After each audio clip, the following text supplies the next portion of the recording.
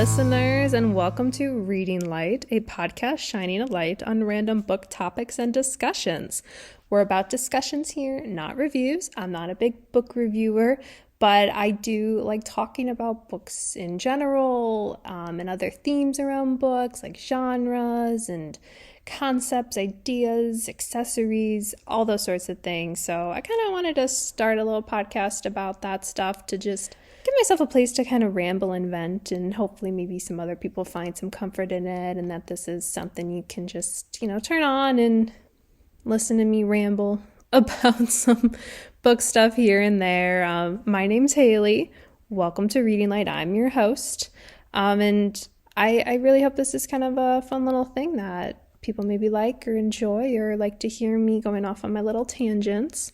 I can be a little bit all over the place. I do have a script. I have a little bit of an outline, but I really just want this to be a place where I can just kind of, let my interests kind of flow, especially in the book world. But I do also have ideas for maybe expanding this to something more, to incorporate maybe movies at one point. I'm battling some ideas at a little, like maybe a spinoff or a little series in here and there, but mainly I'm focusing on books because that is one of my big interests, which is kind of, I know, a broad kind of thing to say, but it's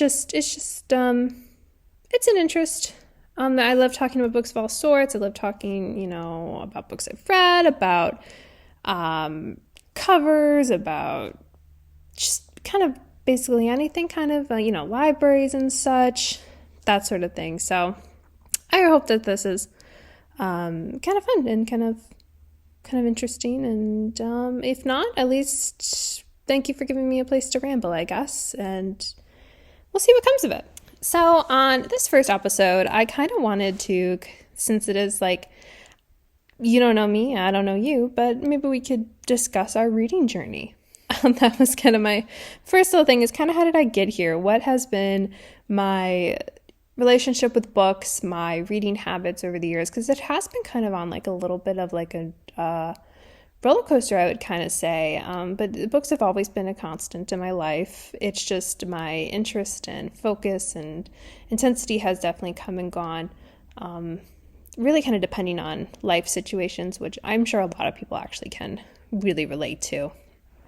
But we'll start our little trip down memory lane here. I'll start all the way back at the beginning where, well, I guess not all the way to the beginning. I guess when I was a kid, when I first had books, I had what I would consider to be like a normal situation with books as a kid.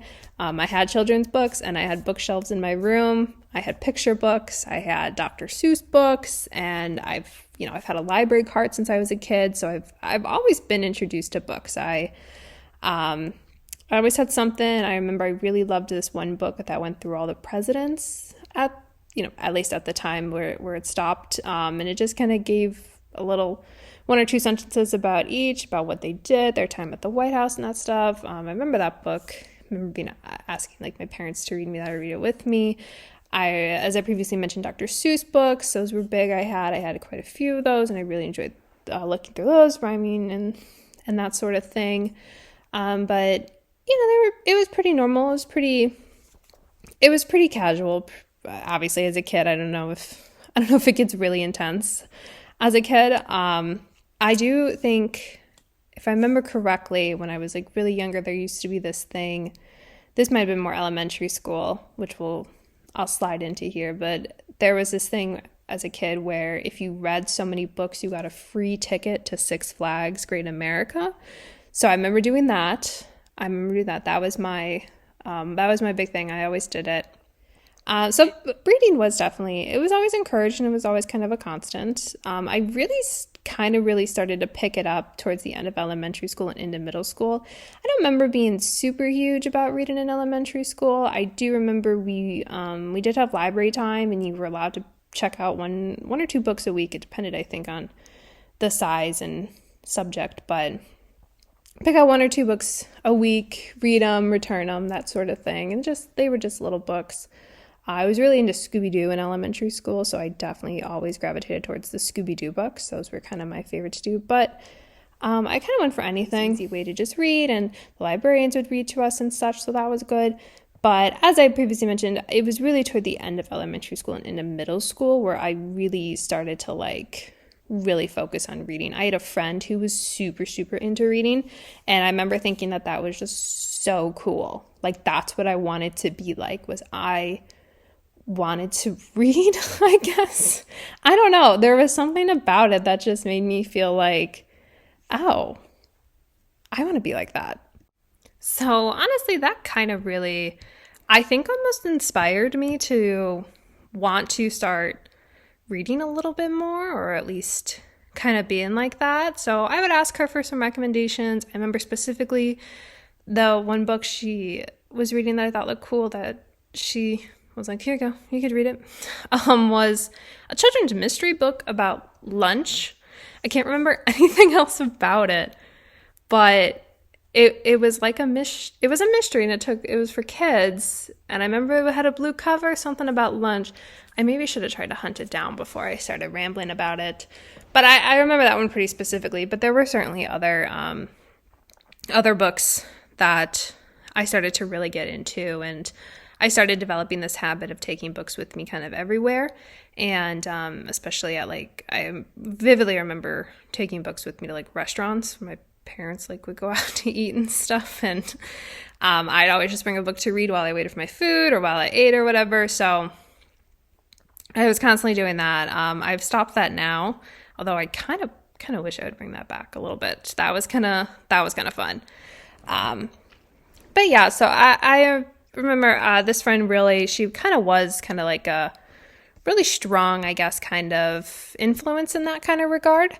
And eventually the same friend, she saw how much I was liking books, and she recommended the Percy Jackson series. And so she started sharing copies of the books with me, which I thought was super kind for her. And I was immediately hooked. I was so immediately hooked. It sounds so silly in hindsight, but I hadn't realized how funny books could be. Because I remember that's what really got me hooked, was the humor. And I specifically remember her reading to me the chapter titles, and how humorous and funny that all was just intriguing in that way. So I really latched onto those, and I thoroughly enjoyed them. I haven't reread them yet as an adult, but I really do want to go back, because I do think they'll definitely hold up, and it's still such a big big factor, I think, in my childhood, that I always turn back to as what I can pinpoint as the moment I started really reading almost. So it kind of snowballed from there. It really was it was as they said on iCarly once, it's like TV in your head. It is like TV in your head. And I still love that quote, because it feels just so true and genuine. After the Percy Jackson series, it was a little bit, reading kind of random little stuff here and there. I think I got a little bit into crime, adult crime novels for a little bit, police ones for a little bit, which have been returning to lately and love them. I kind of forgot how fun mysteries can be, but I kind of read that. And then in middle school, towards mid to end of middle school, I would say, I started reading the Harry Potter books. And I had never read those before. I didn't read them when I was a kid. I was more of a teenager, obviously, as I say, middle school. But those books, I got into those, and I loved them. I was addicted. I swear it's because of those books that I really became known around school and with friends as the person who always was reading. I always had one of those books in my hands. I remember people thought I finished test and homework early just so I could go read. It was a big running kind of joke, because I got hooked on this series, and it really was I latched onto it. It was so mind blowing and almost sort of life changing. It really just became, I don't know, it's hard to describe it, I guess, because especially as a kid, and your heart, you don't realize what you're being attached to or how it's attaching itself to you. So I still don't understand it, but it became a pretty important series for me, definitely. And It actually also, which was a random thing I remembered when I was writing out this outline, was that it was the reason I ended up getting an e-reader. So I got my first e-reader way back when. This was probably 2012, 2013 maybe, but don't quote me on that. I got a Nook, which was made by Barnes and Noble. So I think Kindles were definitely a thing, but I ended up getting a Nook. Which is basically the same concept, just an e-reader. And so I got one of those, and I got them because the Harry Potter books, as you go, obviously, who hasn't encountered these books, but as you go in them, the thicker they get, and then the heavier they are. So my mom was getting freaked out because my book bag was so heavy, because it was just like the weight of like book 4 through the end was like weighing me down. And she got so concerned. She's like, you can't keep doing this. We need to get you something. And so I had shown some interest in Nooks too as well. So it wasn't a total like out of the blue thing to get me, but once I got it, she was basically like, you got to put the books on here. And then so you're carrying around like a digital format, because it was just heavy stuff. And I kind of fought on that, but eventually I did, and it was okay. It was eventually then how I ended up actually finishing the books and stuff. And it was fantastic. During this time, I would say I definitely bought books mainly, and I was using library books way less a little bit. I will say the Harry Potter series was definitely one that I did use the library for, but other than that, I do really recall I was buying more of my books mainly from like half-price books, I would say. A little bit from Barnes & Noble here and there, and then I even was buying some digitally at the time because of my Nook, which, now I steer clear of, but I was doing that at the time. So, and I only bring this up because you'll see my library habits definitely change throughout the time. So then that kind of takes us then into high school, where my reading habits actually like really declined. So I felt like I had this kind of high in middle school, and maybe some other people feel this too, where like you felt that you were like so like with it in elementary to high school or middle school, and then you like almost crash in high school. I don't know what it is. It all becomes a blur. It almost feels like at the end of the day, but it did. My reading habits definitely, they declined. And I don't know why. I just found I wasn't reading as much as I used to. That being said, though, there were definitely quite a few books that I was introduced to and really got into. From the end of middle school into high school was, I think, kind of when I was reading The Hunger Games, I want to say. I read them definitely in between there. And I remember I definitely had them on my Nook, which eventually didn't turn to me buying them physically, but I had them on my Nook. So there were some definite standouts in high school. I would say those John Green books, I read all of those in high school, definitely. I was really into kind of those YA romances, kind of the dystopian. A lot of my reading habits and recommendations were coming from Tumblr, which is probably not a shocker to anyone, but if a book was being talked about there or romanticized, had some black and white picture edit that was just so cute, I was definitely like getting myself into it and being like, what is this about? What can I do? And that is then, as I previously mentioned, the John Green books. I read those obsessively. I found him through Tumblr. Of course, I think it was The Fault in Our Stars was possibly... No, I take that back. I think Looking for Alaska was the first one I read. And then I read Paper Towns. And then I think eventually it was The Fault in Our Stars and so forth. And so I've read them all, so forth. Those are definitely the most memorable books from that time. I've seen other people online say this, that it's like when you read those books as a teenager, as some angsty teen who thinks they just like know it all, you're like, this is the greatest literature. Nothing's going to top this. Everything here is so quotable. I'm going to sit here with a highlighter. This was probably my big highlighting phase. I thought that was so cool to highlight in books. Like, look how studious you are. I was definitely feeling a little bit more pretentious, and this definitely was because I was on the internet too much. But those were probably some highlights in the time, but like I said, I still wasn't, I don't think, reading as much as when I was in middle school or even younger stuff. I really hopped around to a lot of different books. I enjoyed classics. I tried reading the classics because, of course, I'm pretentious and not like other girls. So I was hopping around, and I felt like I couldn't find my footing when I look back on it.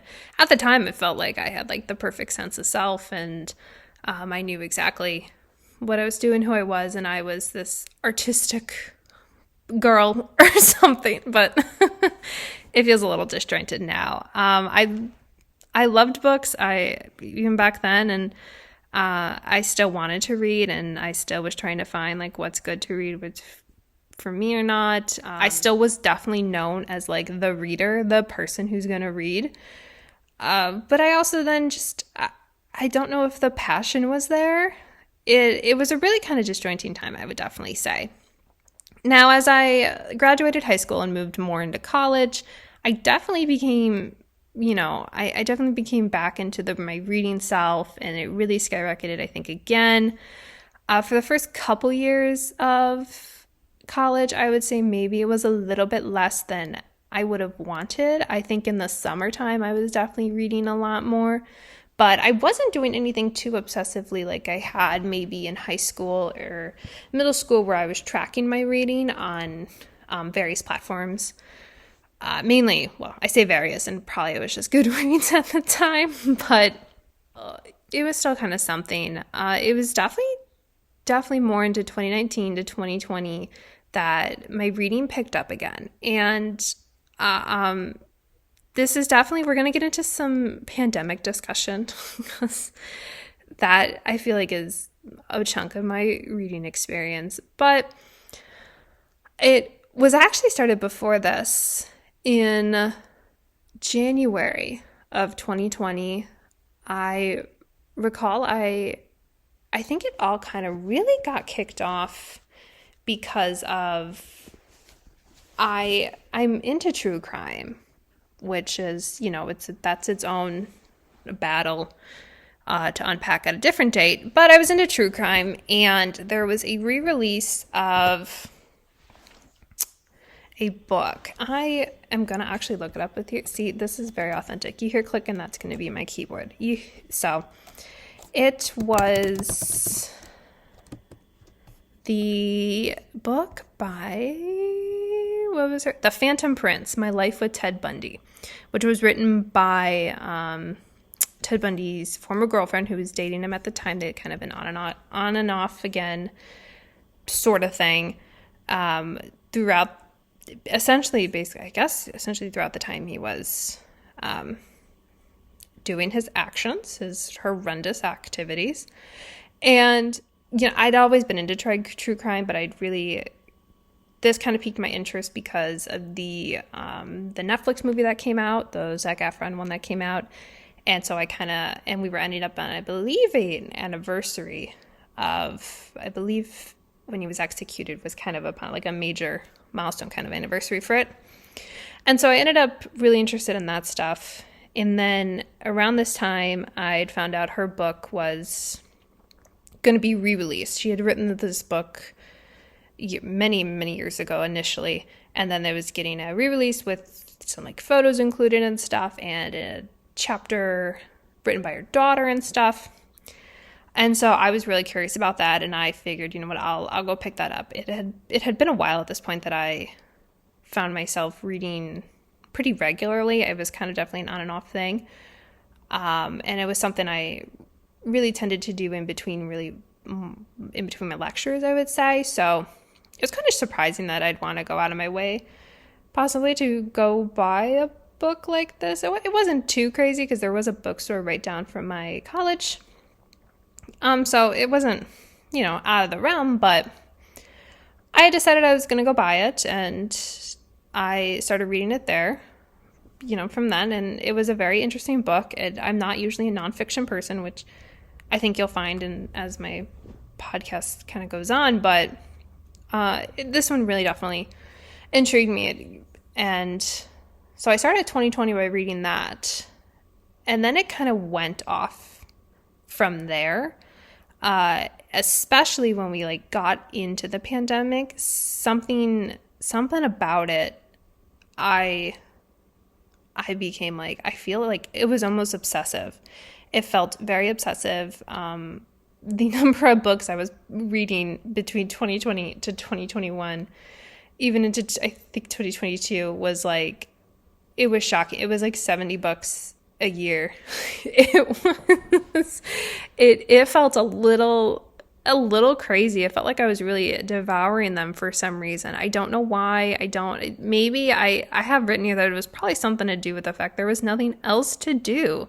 I really found myself, probably like a bunch of other people, the world just like stopped. It just like slow, everything felt like you were in some weird limbo of time where what else are you going to do? What else are you going to do besides sit in your childhood bedroom and reread all of the cringy but kind of really good books you bought in your teenage years and just go from there?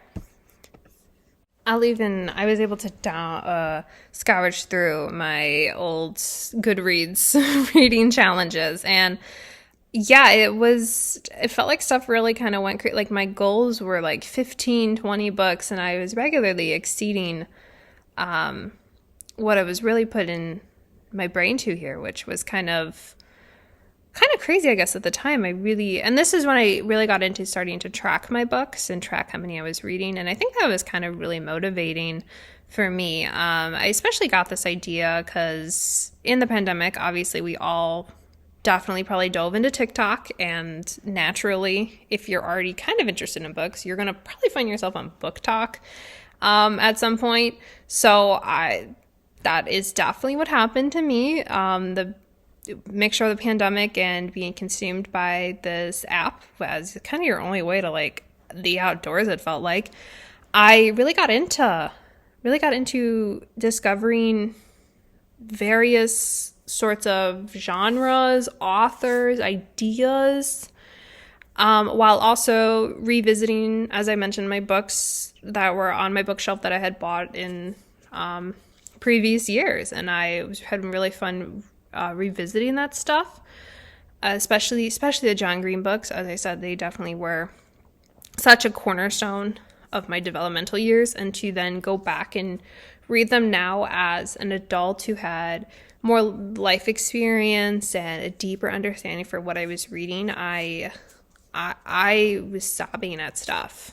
Everyone, I think, as a teen says The Fault in Our Stars, makes you cry. It's so upsetting, but when you really sit with it, you're like, this is devastating. There is so much here that is devastating, and I found myself getting so emotional and having to pause and like take a breath from these books written for like high schoolers, and I'm 20 something being like, oh my God, I'm not gonna be able to sleep tonight. This is crazy. So, but that was really cool, and that was a really fun experience.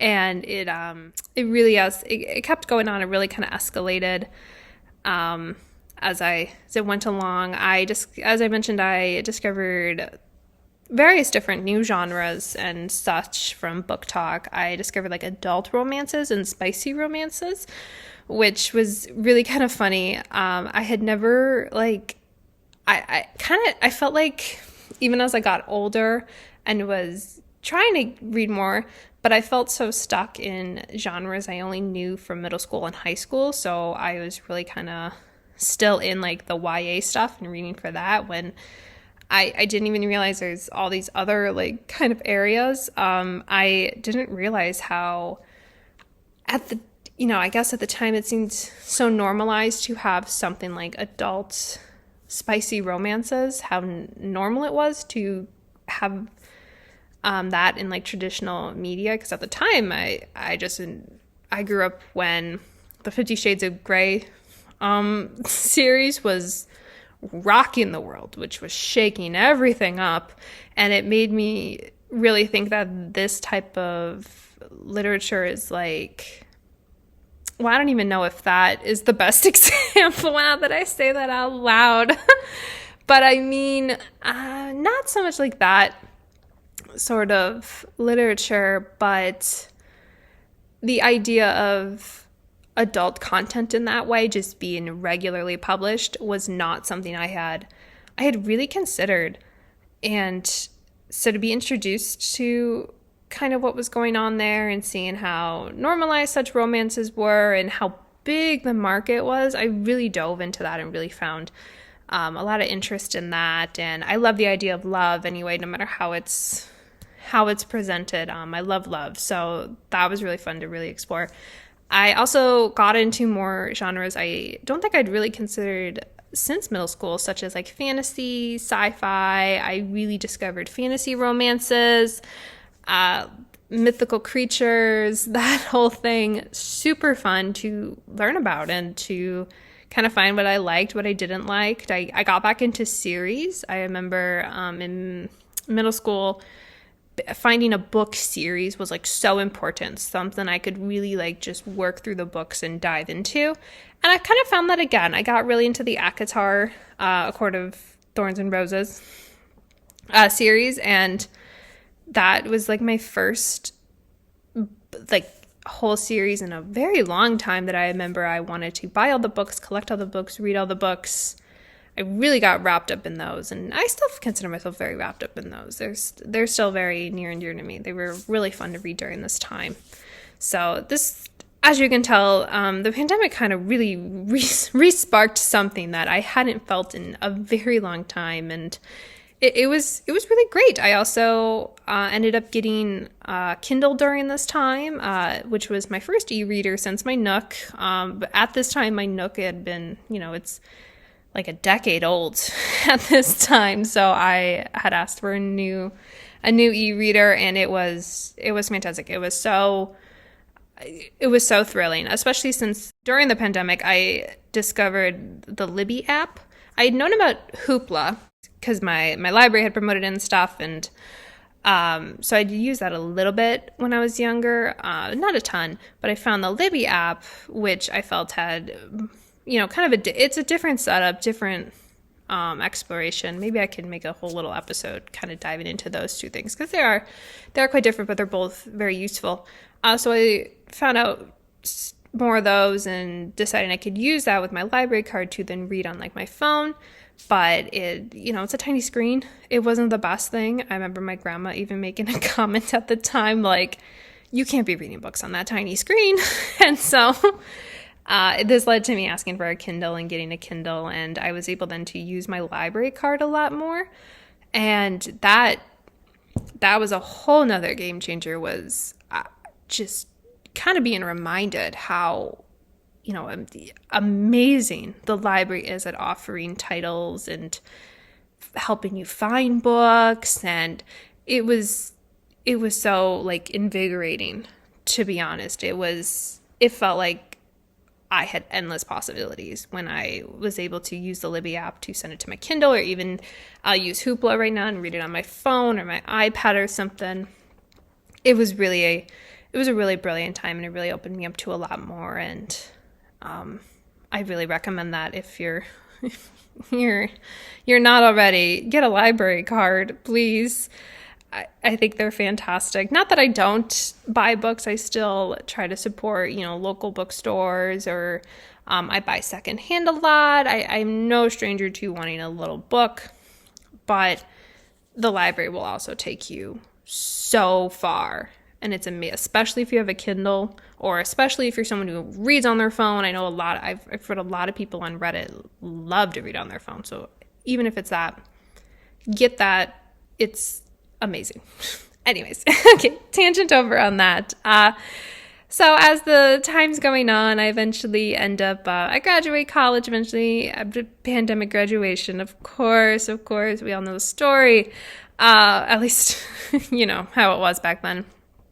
And then eventually I get a job working in the city, and this entails me having to take the train every morning and every night. And what are you going to do on the train? Well, you're going to read. You are going to read, which actually I learned pretty quickly on that is not what a lot of people do.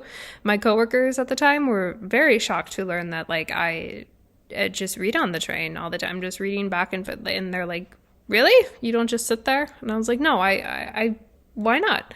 So this was actually, I felt very integral into getting me to like really, really read. Like I was already reading, but this felt like it took it to kind of a whole nother level, possibly, if that was even possible. But it was nice. It was probably the best part of that situation at that time, was just getting to go back and forth on the train and reading. It was really not that the job was horrendous or anything like that. I just remember that was really stood out as a good time. I'll be honest, it was.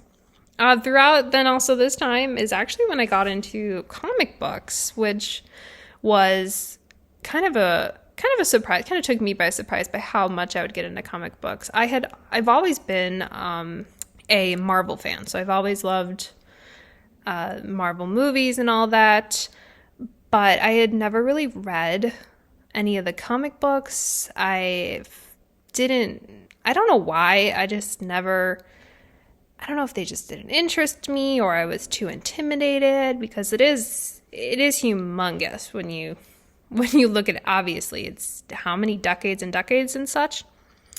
But I just wasn't really, I wasn't too inclined to do it. But then I had some people in my life who were really into comic books and stuff. And by association, I started really getting into them, started reading so many different series and stuff. I mainly stuck to Marvel because that's just kind of what I knew. I think one of the best ways, and maybe I'll make another sort of episode diving more into comic books and such, but one of the best ways I had found to approach these comic books is to just pick a character. If you like a character, pick a character and just start somewhere. I think Reddit is a great place. There's always 100 different threads of people being like, I want to read about Superman. Where do I start? Or whatever. That's just what came off the top of my head. That's not a Marvel character, obviously, but something like that. And you'll see hundreds of comments of people being like, I think you should start here. You should probably start here. This is a good run here. And so that's kind of what I kind of did. And I kind of went off with that. And I've been introduced to a lot of great plot lines, a lot of great characters. I've even found some, you start to see some comparisons between those comics and then the movies and stuff. You learn more about the characters. I think there is different sort of plot lines and character personalities that maybe the movies don't always adapt or have enough time to really touch on to get into a character. So it's really fun if you want to just consider more about someone, or it's really great. And there's even, obviously, there's non-Marvel comics out there. There's comics about anything. I really want to start getting into the Doctor Who ones. I love Doctor Who, but I'd never explored the comics before. There's that to get into. Obviously, DC. I always hear DC has some of the best comics just in general. So that's always there. Independent stories. Saga's a big one. It's really fun. It is a really fun thing to kind of dive into, and I absolutely adore comics, and I'm really grateful I actually got into them because they have been kind of just a nice sort of escape, and they're almost, I want to say I kind of use them when I don't feel like reading, but also not, because you don't want to say that, because it is not like reading comic books is always such like a walk in the park. It is not a picture book. You still have to read and interpret and understand and analyze, and every panel is telling you paragraphs and paragraphs of details perhaps. So it is not just like an easy time, but it is definitely something where I'm like, I just want to escape into this for a bit. I don't want to go pick up a 400-page book. I'm gonna invest in this for a minute, and that'll really cool me down and really kind of find some respark and get me into maybe a new adventure or something. So that's been really great. So that kind of takes us then into present day. as you can tell, I still read comics. I'm still reading myself. I try to have at least one book I'm always reading at a time.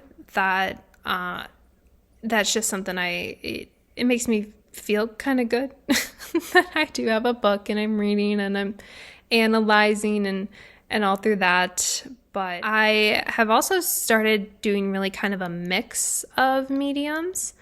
I still like physical books. I still like e-readers, but I've recently discovered audiobooks. Well, I don't know if they was super recent, but I had tried audiobooks back in during the pandemic and stuff when I was really consuming books, and I had heard some people recommend the audiobooks versions of certain books, or I had seen some people who said they read the audiobook while also reading the book, or I guess, yeah, they listen to the audiobook while reading the book. And so I tried that, and I thought that was pretty fun. That was pretty cool. But I had always been kind of scared of audiobooks because we'd listened to them back in middle school, I want to say, as like a way for like my teacher to avoid buying everyone a copy of the book and reading it along or something.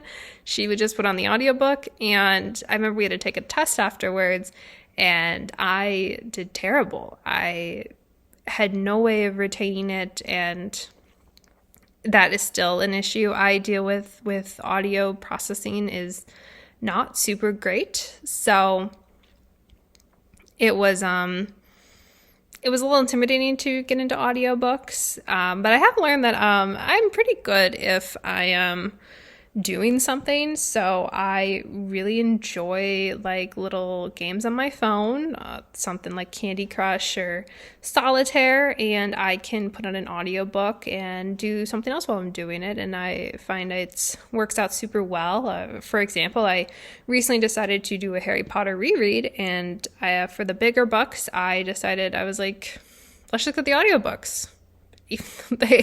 One of them's like 40 hours, but it was great. It was so much fun. And then I could just sit and I could do other things, and it worked out fantastic. It was great. It was a really fun time. So I really advocate for audiobooks, especially if you're someone who has a job where you're kind of doing some mundane tasks and you can just put something on in the background. It really helps me, I felt.